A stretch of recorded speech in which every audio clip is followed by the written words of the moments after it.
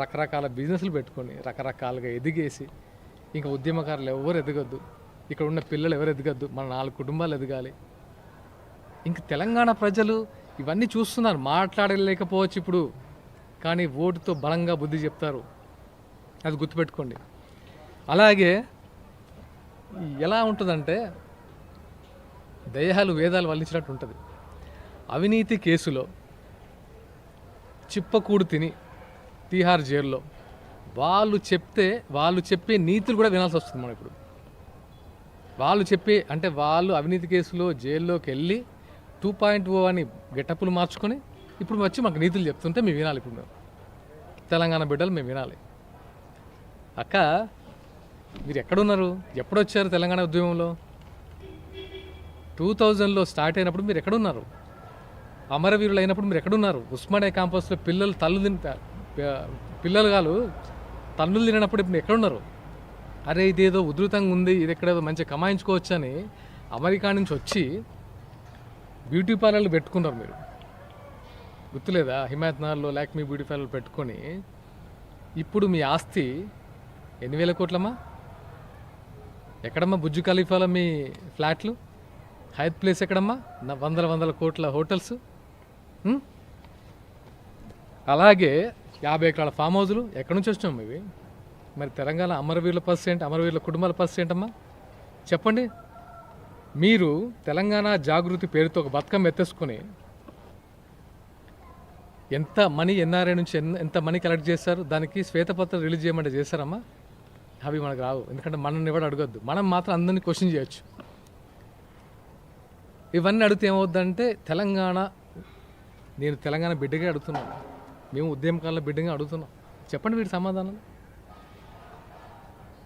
కడుపు మండి 10 సంవత్సరాల పాలనలో ఏమీ కాలేదనే, ఎవరు మా వైపు లేరనే మేము ఇక్కడికి వచ్చాం. మీరు ఎలాగైతే సోనియా గాంధీ గారిని నెత్తిన పెట్టుకొని మీరు పెట్టుకున్నారో తెలంగాణ ప్రజలు, అలాగే మేము కూడా మా పవన్ కళ్యాణ్ గారు తెచ్చుకొని ఒక ఫైటింగ్ స్పీడ్తో వెళ్తున్నాం.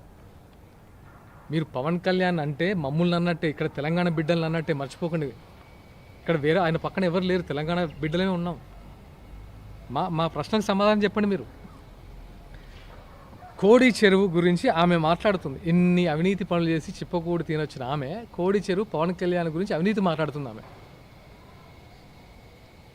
నీకంటే ముందే నేను అవినీతి చేసినట్టయితే, నాది ఒకవేళ నాకు అలాంటిది అయితే ప్రెస్ మీట్ ఆ రోజు పెట్టేసి చెప్పారు తీసుకోండి అని. తీసుకోమని చెప్పు. నిజంగా అక్రమంగా సంపాదిస్తే తీసుకోమని చెప్పండి. తీసుకోండి, రేవంత్ రెడ్డి గారు తీసుకోమని చెప్పారు కదా, మరి ఎందుకు రావట్లేదు? అలాగే మరి మీరు మీ అవినీతి సొమ్ముని ఒకసారి చూపించండి అమ్మా, ప్రభుత్వానికి అప్పగించండి. బాగా మాట్లాడుతున్నారు కదా, చిట్టా ఇప్పండి. మీరు ఎక్కడెక్కడ సంపాదించారు అవి అవినీతితో కదా ప్రూవ్ చేస్తారు కదా తెలంగాణ ప్రజలు. అప్పగించి చూడండి ఒకసారి, ఆ ధైర్యం ఉందా? ప్రెస్ మీట్లకు వచ్చి గెటప్పులు మార్చుకొని మాట్లాడడం కాదమ్మా, ఈజీ. మనం మాట్లాడడం మీది, చేయడం చాలా టఫ్. అది మాట మీద నిలబడడం చాలా టఫ్.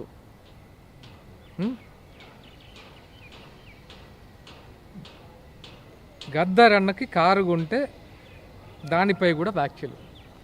అరే మీరు గద్దర్ గారిని 4 గంటలు రోడ్డు మీద నిలబెట్టు. గద్దర్ గారు కళాకారుడు మాత్రమే కాదమ్మా, ప్రజాయుద్ధ నౌక. అందరిలాగా యాక్టర్స్ లాగానో లేకపోతే పాటలు పాడడం కళాకారుడు మాత్రమే కాదు, ప్రజాయుద్ధ నౌక. ప్రజల పక్షాన పోరాడిన ఒక మహనీయుడు. ఆయన్ని పట్టుకొని 4 గంటలు ఆయనకు అపాయింట్మెంట్ ఇవ్వకుండా రోడ్డు మీద కూర్చోబెట్టిన ఘనత ఎవరిదమ్మా? ప్రభుత్వానిది, మీది కదమ్మా. అప్పుడు మీరు లేరా?